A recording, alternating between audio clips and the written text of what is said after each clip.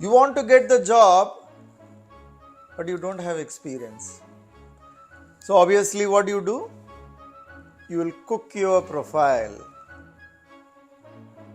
Now you are officially a fake profile.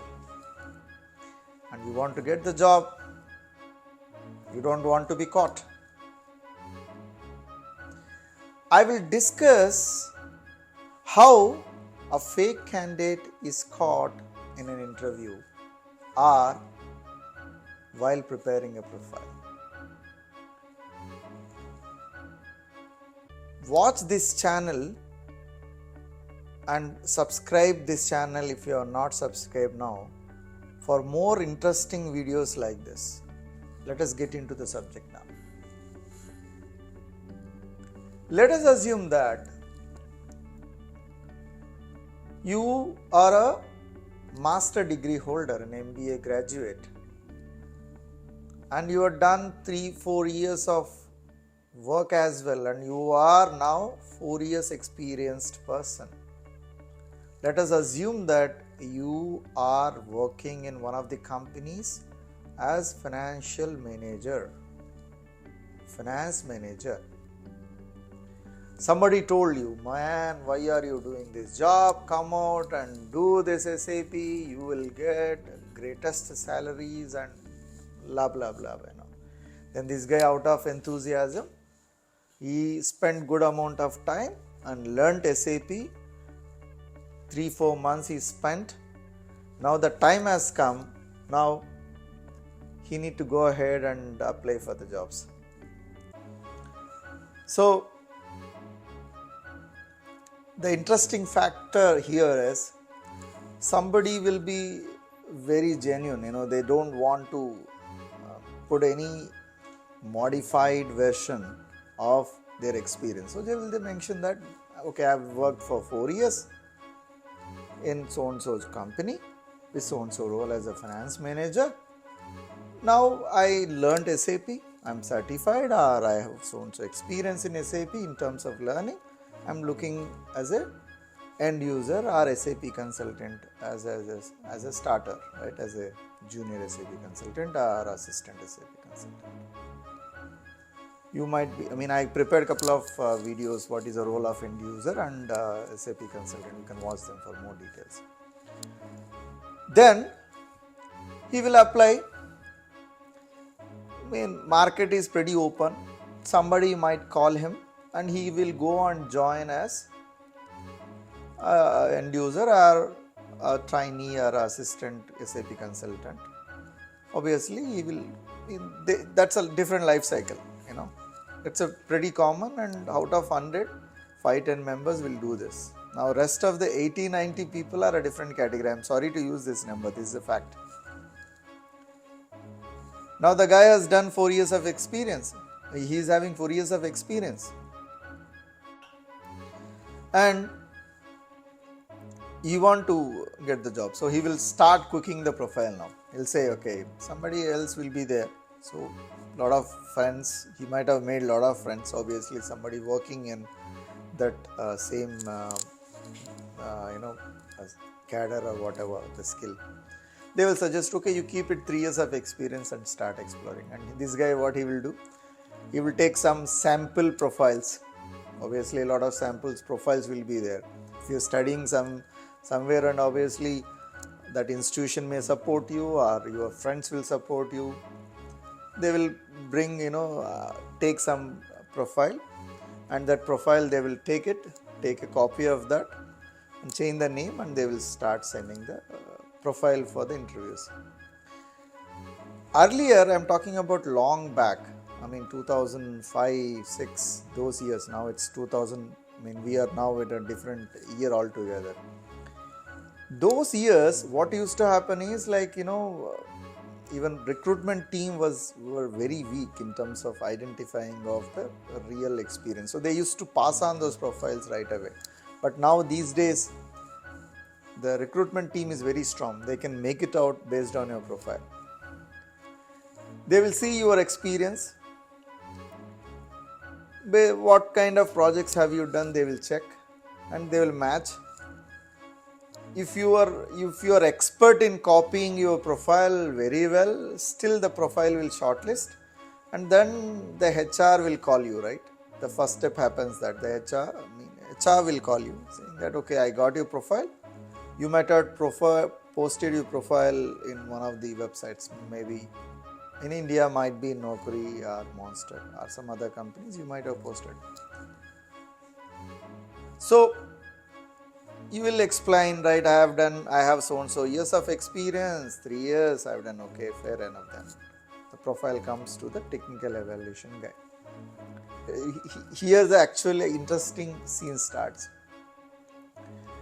You will be called for interview. Most probably it will be face to face, or these days online interview. You will be sitting in front of the camera. They will ask, like, tell me about yourself. So you might have trained. You'll say that my name is so and so, I have this many years of experience, then I have done so and so projects. Then that is where now the questionnaire will start. If the guy is, let's assume that usually the interview will happens in SAP, it happens 2 to 3 levels. Sometimes it only limits 2 levels only. The guy will be doing technical interview. This guy will start jumping into technical. Okay, so the other guy might be a senior SAP consultant. He will be starting doing interview. Okay, he will say, okay, you said you done this project. Okay, you are coming and saying that you are an FICO consultant. Okay, the technical interview starts now. The first round, you have typically a senior consultant will do, right? So the senior consultant will put his questions, and obviously the questions will be more on the technical side, meaning on the subject, correct? If you're an FICO consultant, they may start asking you, what kind of business processes are there? What kind of configuration settings you have done? What kind of integration settings you've done? How you've done the implementation? In support, what kind of support tickets you handled? And in the configuration, if at all you miss this particular configuration, what will happen? What is integration points between finance and or likewise it will go more into technical. Within this also it depends. If you are a country like you are in Asian countries, people, especially countries like India, where people will go into more about the technical, meaning like they will try to get into more and more on the configuration settings. If you go UK and USA, if you are talking to somebody who is non-Asian, in general, the topic will be more on the business processes. The topic will be more on the how you handle the customer. So sometimes it varies. I have seen this kind of interviews. While in my experience, right? So where I have seen all this kind of interviews based on the country you reside.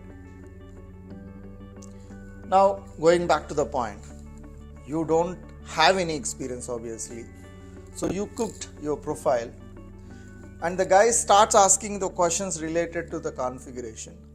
Your thought process will be, obviously, if you have done enough practice, probably will start explaining what is that the configuration settings required, like for a business transaction, how the integration works. You might have been taught. You will, if you are knowledgeable or you are smart enough, you will answer all those things.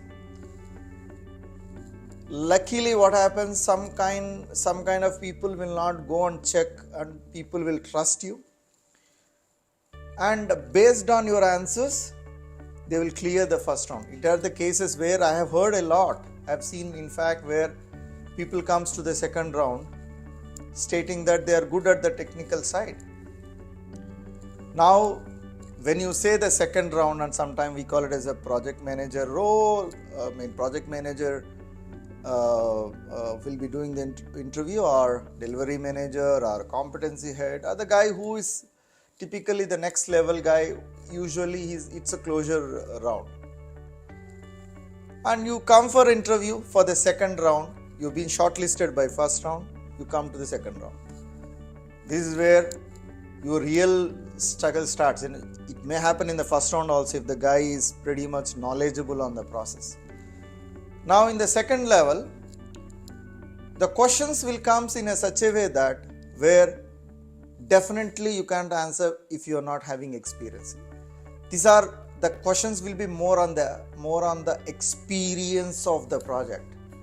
When you say experience of the project, like you have a methodology to follow an implementation or a rollout, right? There is a methodology to follow for an upgrade. There is a methodology to follow the support. So obviously they may ask you, tell me what have you done in the prepare phase? What have you done in the realization phase?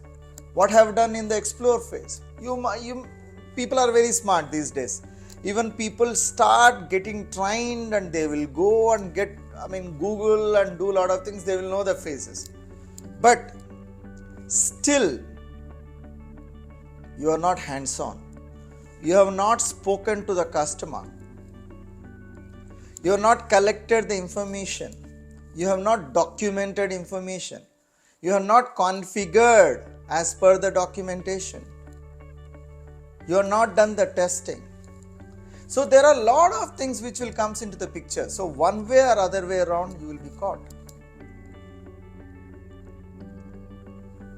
Out of maybe 1,000 members, 1 or 2 people, very, very smart even will clear this.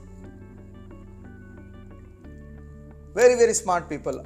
The other, I will say the percentage, still I will say 10% there. 2% is the knowledgeable and 8% the guys will trust. And based on your basic generic questions and the urgency of the project, something is burning, like I need an FICO consultant by tomorrow. I don't have an option. Then when I am a project manager and I am a delivery head, I don't care. I want somebody, let the body come in. I will take it later. That kind of selection also happens. So in nutshell, what is that we understood in this entire conversation? Number 1, in profile, the kind of projects you kept, the kind of experience you cooked, based on that you are caught. If I am an evaluator, if I see the CV, I can easily make it out this profile is cooked one or whether this guy worked or not. It's simple, right? There are phases where you might have wrote a lot of points which you never done or not supposed to be done. So you don't know what happens in each phase. You don't know what is customer. You don't know what is industry vertical. So obviously you are caught with the profile itself. Let's assume that you are very smart, or you copied a profile which is like the guy has really worked. You passed that stage, and as I said earlier, you came to the first round. First round, technically, if you are very strong in the configuration, very strong in end user side, you have spent lot of time in preparing manuals, lot of time in doing the configuration, and you spend lot of time in the methodology. Probably you may clear that, but still, mind you, you never worked. Still, you may not be knowing the deeper level of the configuration settings, because the real time is real time at the end of the day. It is not a typical OBYC setting where you go and do the MM settings, integration settings. No, there are a lot of things which you don't know. As an experienced person, you will know that. The guy who is doing interview will know that. So at the first level, you may lose any of these points. One is the configuration settings, you may lose. Business process settings, you may lose. Explanation of methodology, you may lose. Or talking about the environment of the customer, you may lose. Let's assume covered everything and gone to the delivery manager. There,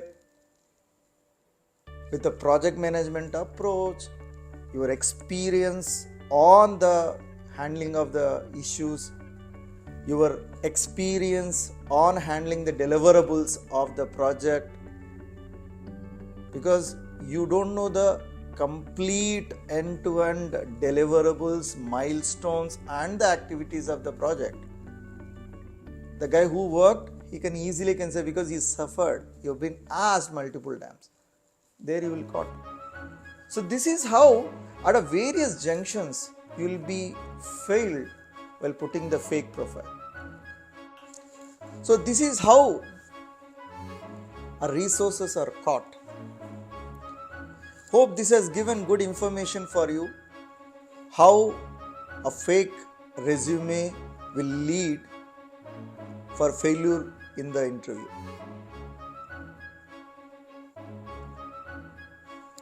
Work hard and try in a positive way. You will get jobs.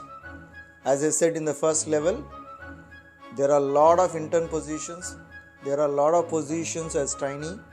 Look for them and achieve the success. All the best and looking forward.